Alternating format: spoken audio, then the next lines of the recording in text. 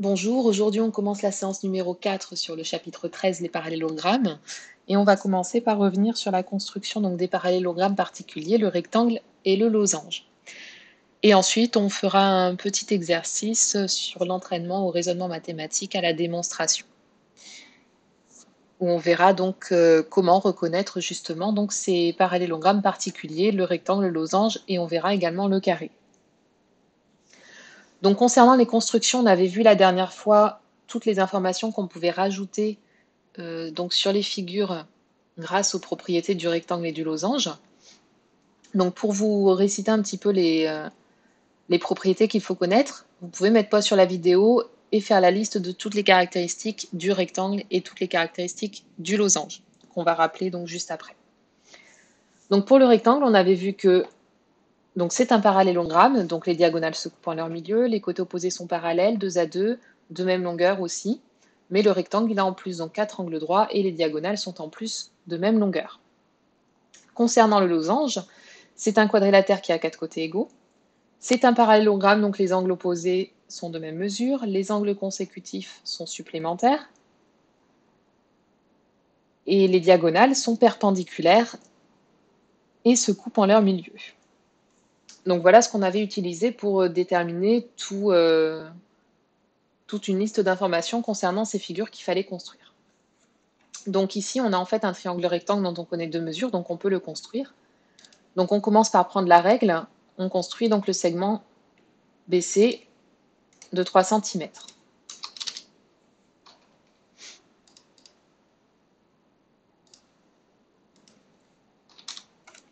Donc c'est le segment BC. Ensuite, on sait que l'angle B est un angle droit puisque c'est un rectangle, donc je trace à l'équerre la perpendiculaire. Et ensuite, je sais que le segment CA ici mesure 6 cm. Les longueurs, je les reporte donc au compas. Je prends donc ma pointe de compas que je pointe en C et je fais un écartement de 6 cm.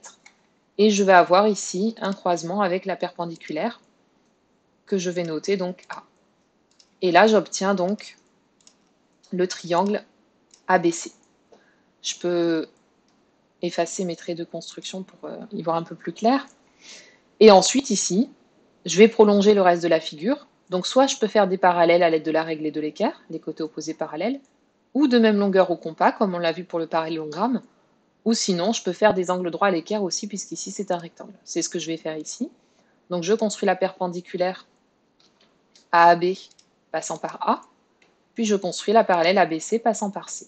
Et j'obtiens le dernier sommet de mon parallélogramme, de mon rectangle, pardon, le point D. Je construis donc mon rectangle, et voilà ce que j'obtiens. Donc je peux afficher également les mesures, donc seulement celles qui sont données dans l'énoncé, donc j'oublie pas de coder ma figure. Donc AC mesure 6 et BC mesure 3. Donc voilà pour le rectangle, le premier rectangle. Le deuxième, donc je construis toujours le plus facile, donc les segments dont les longueurs sont données, on peut les construire. Donc j'ai un segment de 7 cm. Donc le segment EF c'est 7 cm, mais là on n'a aucune information sur ce triangle-là. Donc je vais plutôt construire le triangle EHG. Je sais aussi que HG mesure 7 cm puisque les côtés opposés sont de même longueur, comme dans le parallélogramme. Donc là, le segment de 7 cm, en fait, je vais le noter HG. Il fait 7 cm. Et là, je vais pouvoir construire du coup l'angle G. Donc au rapporteur, je construis donc un angle de mesure donnée, l'angle HGE, qui mesure 24 degrés. Ah, c'est dans l'autre sens, pardon. Je construis donc ma demi-droite. Alors n'hésitez pas, si ça va trop vite, à mettre pause sur la vidéo au fur et à mesure que vous faites la construction à la main, ou sur GeoGebra d'ailleurs. Et ensuite, ici, j'ai un rectangle, donc il y a 4 angles droits en E, en F, en G et en H. Donc je peux construire à l'équerre la perpendiculaire au segment HG passant par H. Et j'obtiens à l'intersection mon point E.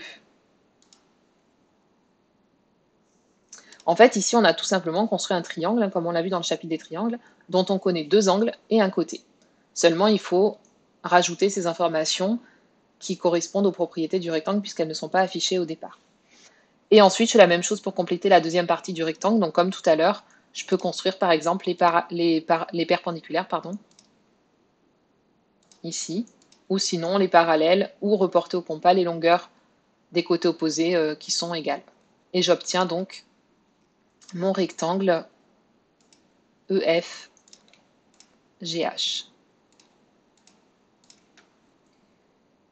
Ensuite, petit 2, donc concernant le losange. Je sais que les quatre côtés font 3 cm. Donc je construis un premier segment de 3 cm. Comme je connais l'angle M ici, je vais plutôt construire les côtés MN et MQ. Donc je vais construire le côté MN de 3 cm.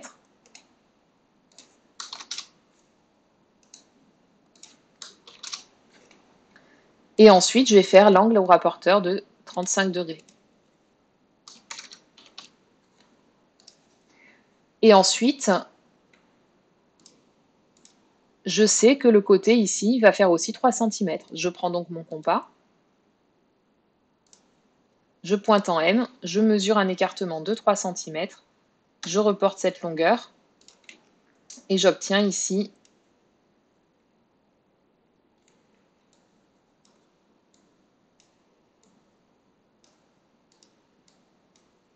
le point. Alors là, c'est un hasard pour le point N' qui soit ici, parce que j'ai juste construit ma demi-droite. Au départ, vous n'avez pas dû placer de point d'ailleurs.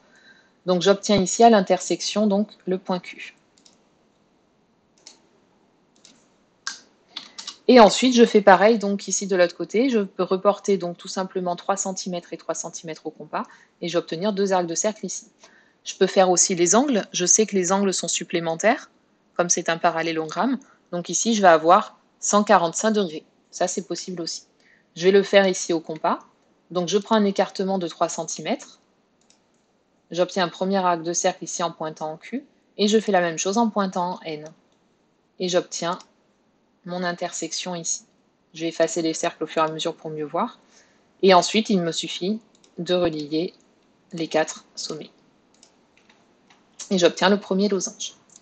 Et enfin, le dernier, donc je construis d'abord la diagonale qui mesure, on construit toujours les segments qui sont donnés, RT qui mesure 6 cm.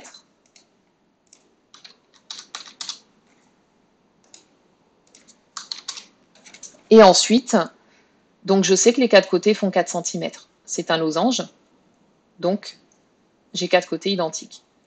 Donc en fait, ici, je vais reporter tout simplement les 4 cm au compas. En partant de R, j'ai 4 cm. En partant de T, j'ai aussi 4 cm. Au-dessus et au-dessous. Donc j'obtiens deux intersections, le point U et le point S. Alors après, il y a plusieurs méthodes pour le construire. On aurait pu faire aussi, par exemple, placer le milieu ici à 3 cm et construire la perpendiculaire. Et faire qu'un seul, du coup, trait de compas de 4 cm. Ça, c'est possible aussi. Il y a toujours plusieurs méthodes. Et j'obtiens donc en tout cas le dernier losange. Voilà pour les constructions. Essayez de les refaire en ayant la vidéo sous les yeux. Essayez de refaire au fur et à mesure à la main, d'en refaire un ou d'en refaire deux, un de chaque au moins, pour bien maîtriser toutes ces propriétés. Et surtout, avant de démarrer une construction, on fait toujours une figure à main levée où on complète au maximum les informations comme on a fait dans la vidéo précédente. Et donc on va passer à la fin de la leçon. Donc on va voir ici les caractéristiques donc, de ces parallélogrammes particuliers. Donc là, on a vu que si on sait que c'est un rectangle, si on sait que c'est un losange, si on sait que c'est un carré, on a plusieurs caractéristiques qui sont vérifiées qu'on peut utiliser pour les construire. Dans la deuxième partie, comme on l'a vu pour les parallélogrammes, on va voir les propriétés réciproques, c'est-à-dire qu'on va partir des caractéristiques et ça va nous permettre de savoir si c'est un losange, si c'est un rectangle ou si c'est un carré. Donc ça va nous permettre de déterminer la nature du quadrilatère. Donc toutes les propriétés, en fait, quand on fait la réciproque, elles sont vraies. Donc elles sont assez faciles à retenir. En fait, on peut dire la propriété dans les deux sens. Les caractéristiques restent toujours les mêmes, il n'y a pas vraiment de nouvelles propriétés. Simplement, l'objectif de la propriété n'est pas le même. Donc pour passer du parallélogramme au rectangle. Donc si un parallélogramme a un angle droit, alors c'est forcément un rectangle. Comme les angles supplémentaires, en fait, comme les angles consécutifs sont supplémentaires, s'il y en a un qui fait 90, et que c'est un parallélogramme, celui d'après il va faire aussi 90 pour faire 180. Comme les angles opposés sont de même mesure, à l'opposé on va avoir aussi 90. Et c'est pour ça qu'en fait un seul permet d'avoir en fait 4 angles droits et on aura donc forcément un rectangle. Si un parallélogramme a ses diagonales de même longueur, alors c'est un rectangle. Donc les données ici, on connaît les diagonales au départ, on peut déterminer que c'est un rectangle. Donc ça, on l'avait vu, hein, je vais reprojeter donc ici ce qu'on avait vu. En fait, on avait vu ces propriétés donc dans le TP de départ. Si au départ j'ai un parallélogramme quelconque, je peux le transformer en rectangle, en carré ou en losange. Pour ça, il faut rajouter une information. Si ici je fais en sorte d'avoir un angle droit, je m'occupe ici que du point A. Vous voyez qu'il n'y a que le point A que je bouge et je fais en sorte d'avoir 90 degrés. Alors forcément, vous voyez, j'aurai 90 degrés aussi sur les autres et j'obtiendrai un rectangle. Le losange. Si un parallélogramme a deux côtés consécutifs de même longueur, alors c'est un losange. En fait, si on a seulement deux consécutifs de même longueur, comme celui opposé, il est égal, et celui-là aussi, forcément, les quatre seront égaux, et on aura donc un losange. Si un parallélogramme a ses diagonales perpendiculaires, alors c'est un losange. Là, je peux le voir aussi sur ma construction. Je reprends mon parallélogramme de départ.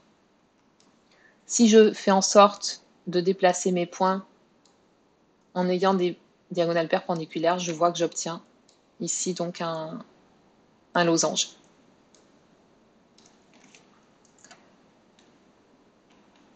Et enfin, pour passer du parallélogramme au carré, donc on avait déjà vu précédemment que le carré, en fait, c'est un mélange de losange et de rectangle. Ça vérifie les deux propriétés à la fois. Donc si un parallélogramme a deux côtés consécutifs, c'est-à-dire comme le losange, de même longueur et perpendiculaire comme le rectangle, alors ce sera un carré. Donc il faut un angle droit plus deux côtés consécutifs de même longueur. Deuxième propriété donc sur les diagonales, si un parallélogramme a ses diagonales de même longueur, comme le rectangle, et aussi perpendiculaire comme le losange, alors ce sera un carré. Et on va terminer donc par un exemple de démonstration en utilisant une de ces propriétés.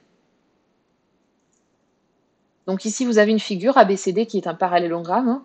On vous indique juste comme donnée que c'est un parallélogramme. Il faut déterminer sa nature. Donc c'est un parallélogramme, mais en fait il a une nature particulière en plus. Donc là on peut faire une conjecture à l'aide du dessin.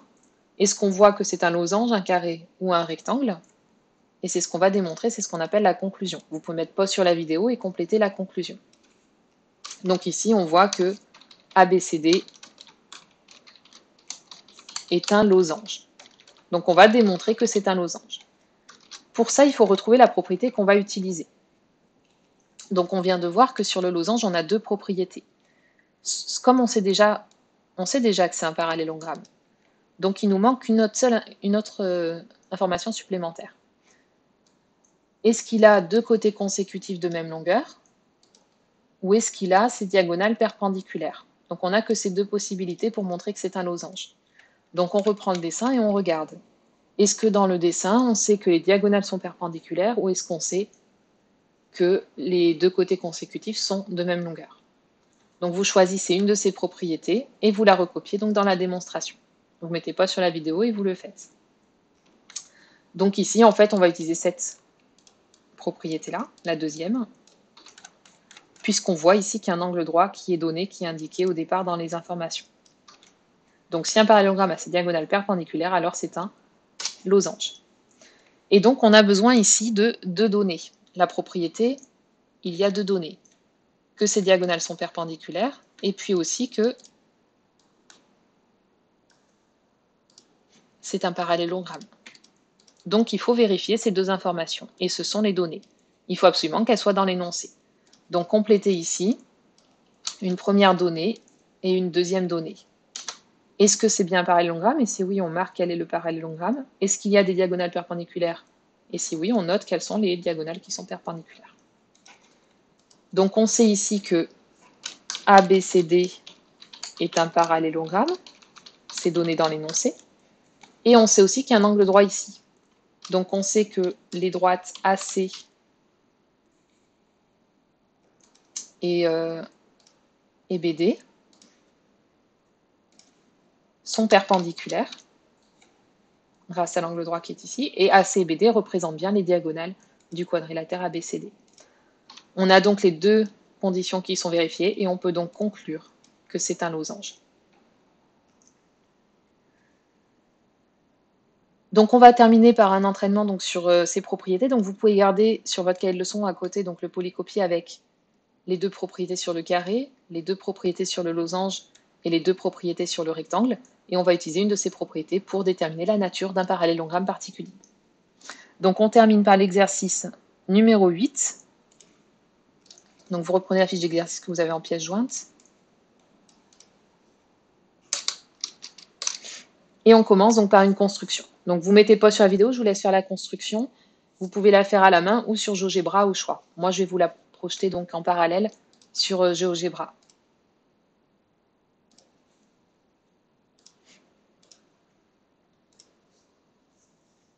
Donc vous mettez pause sur la vidéo, vous faites la question 1A et 1B. Et on voit tout de suite ensemble donc la construction. Donc on construit un triangle ABC rectangle en A. Donc pour ça, je construis, donc là il n'y a pas d'information donnée, donc je construis un quelconque, AB quelconque. Par contre, il est rectangle en A. Donc à l'équerre, je construis la perpendiculaire à AB passant par A. Et ensuite, je place un point C ailleurs. Et j'obtiens mon triangle donc ABC. Attention à ne pas faire de triangle particulier. On ne fait pas un triangle isocèle ou voilà. On fait qu'un triangle rectangle et sans autre particularité. On n'oublie pas de coder la figure. Donc on affiche ici l'angle A qui mesure 90 degrés.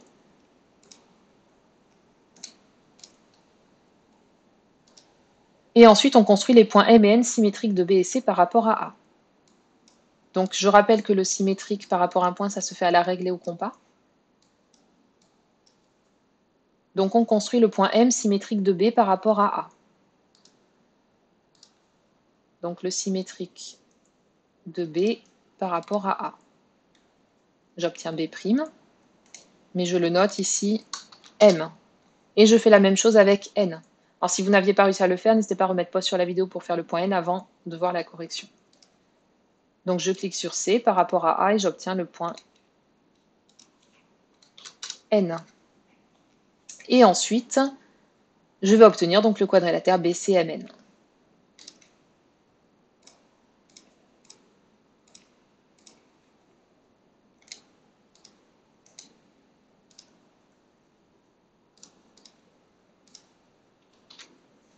Alors vous devez avoir, vous, comme trait de construction, normalement les diagonales ici. Voilà.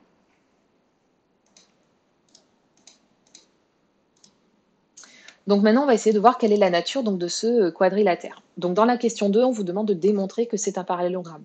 Donc là, on sait que c'est un parallélogramme, on vous demande de le démontrer. Donc pour ça, on va utiliser les propriétés qu'on avait vues tout au début de la leçon. Reconnaître un parallélogramme, soit à l'aide des diagonales qui se coupent en leur milieu, soit à l'aide des côtés opposés qui sont égaux 2 à 2, soit à l'aide de 2 côtés qui sont parallèles et de même longueur, soit à l'aide des angles opposés qui sont de même mesure. Une de ces propriétés permet de démontrer que c'est un parallélogramme. À vous de trouver laquelle à partir des informations données dans l'énoncé. On a déjà travaillé sur un exercice similaire avec les symétriques. Donc vous mettez pause sur la vidéo et vous démontrez que le quadrilatère est un parallélogramme. Si vous bloquez, n'hésitez pas à compléter une partie au moins de la démonstration. Les données, quelles sont les informations que j'ai dans l'énoncé au départ, la propriété, une parmi celles que je viens de vous montrer sur la leçon, ou la conclusion. Donc vous mettez pause sur la vidéo et vous complétez la démonstration.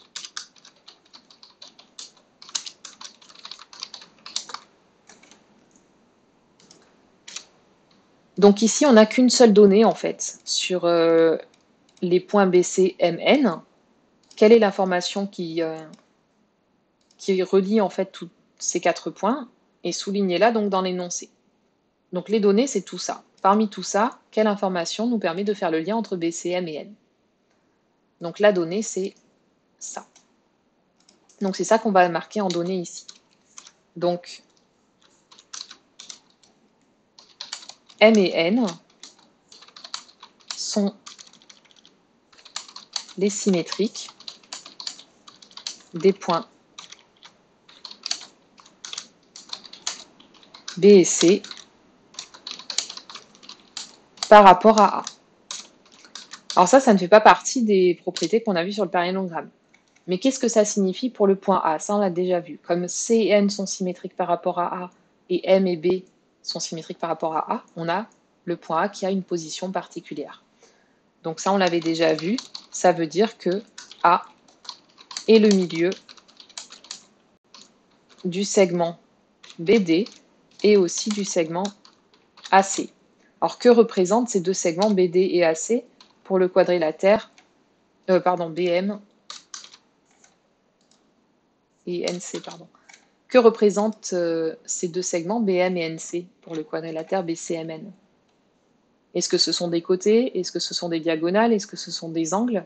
Et à partir de là, retrouver la propriété.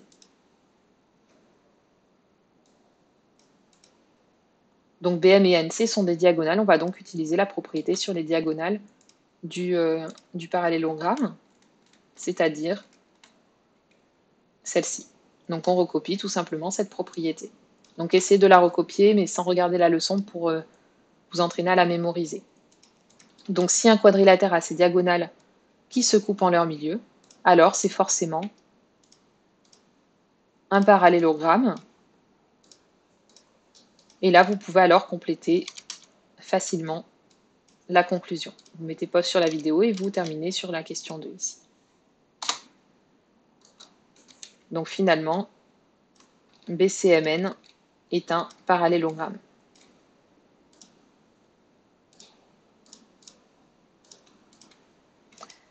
Alors ici, on a juste démontré que c'est un parallélogramme, mais en fait, en regardant la figure, on peut faire une autre conjecture sur ce quadrilatère, sur sa nature. C'est même, comme on vous le dit dans la question 3, c'est un losange. Donc ici, on va démontrer que BCMN est un losange. Donc ici, de la même manière, on va compléter les données, la propriété et la conclusion. Donc la conclusion, c'est toujours ce qu'on veut démontrer. C'est peut-être le plus facile à compléter que vous pouvez déjà compléter. Et ensuite, il faut retrouver la propriété. Donc on revient sur les propriétés du losange, ici. Donc on en a deux. Si on sait déjà que c'est un parallélogramme, il faut en plus deux côtés consécutifs de même longueur. Si on sait déjà que c'est un parallélogramme, il faut en plus des diagonales perpendiculaires. Qu'est-ce qu'on sait ici? Alors déjà, il faut vérifier si on sait que c'est un parallélogramme. Et si c'est le cas, est-ce qu'il a deux côtés consécutifs de même longueur ou est-ce qu'il a des diagonales perpendiculaires? À l'aide du codage de la figure et des informations qu'on a au départ.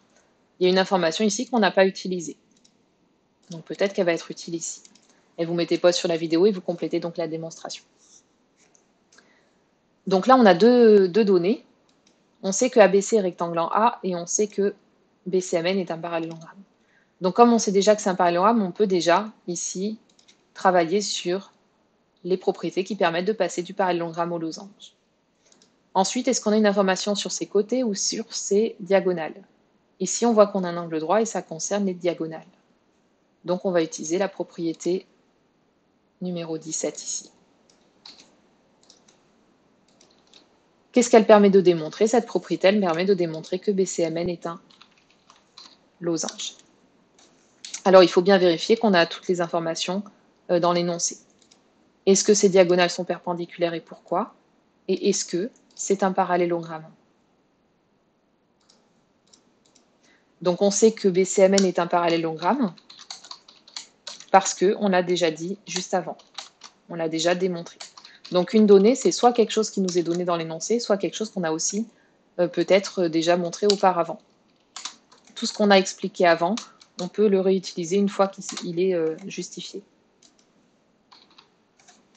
Et la deuxième information qu'on a, c'est que ABC est un triangle rectangle en A. Alors qu'est-ce que ça signifie ça? Qu'est-ce que ça implique?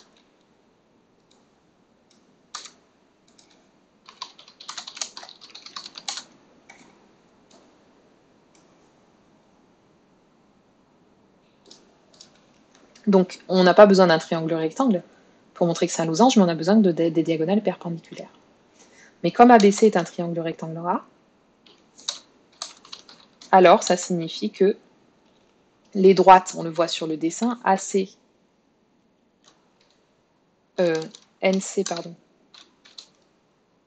et BM sont perpendiculaires.